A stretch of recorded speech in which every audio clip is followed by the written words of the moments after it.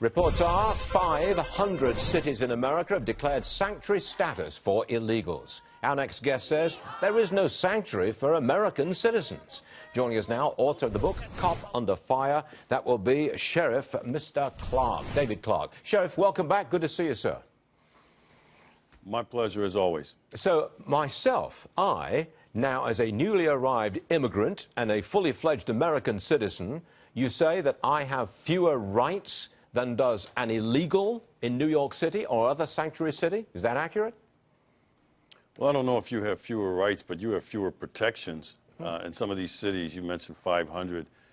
They're aiding and abetting criminality when they allow safe haven and safe harbor for people who are in the country illegally and have been arrested or convicted of some very serious crimes. So we're not talking about the person who comes into the country illegally and, you know, tries to blend in. And I'm not sanctioning that, but we're talking about criminal illegal aliens. We have one in Milwaukee this week who has a criminal history going back to 2011 in a catch-and-release situation. Well, just last week, he pointed a firearm at his girlfriend, at his young children, threatened them, beat them, and now he's being held.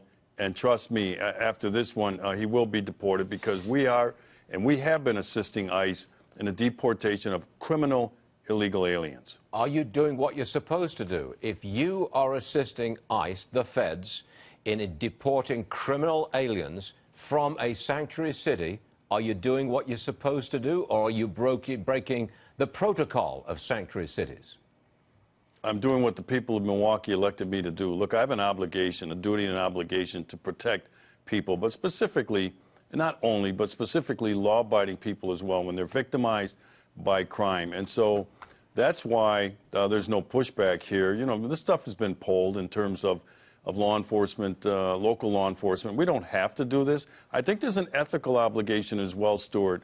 Under the Law Enforcement Code of Ethics, one of the tenets is to assist with other lawful and legal law enforcement agencies in the pursuit of justice. And that's what this is here.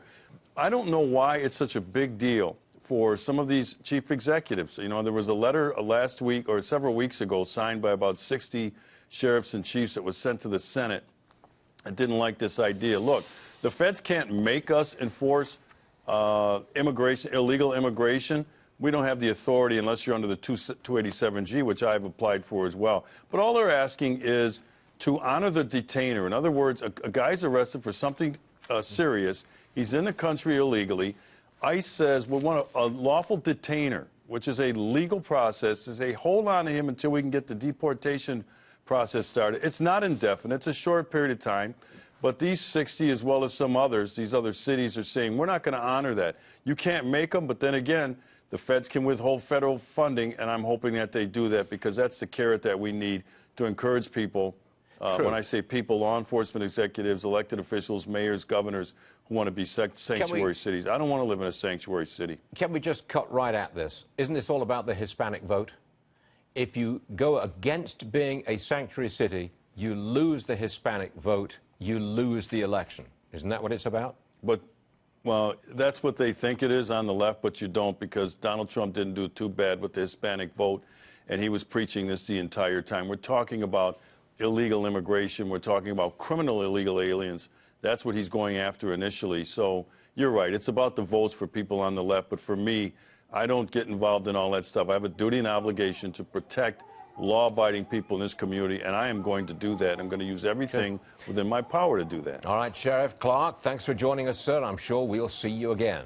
David Clarke, thank you, sir.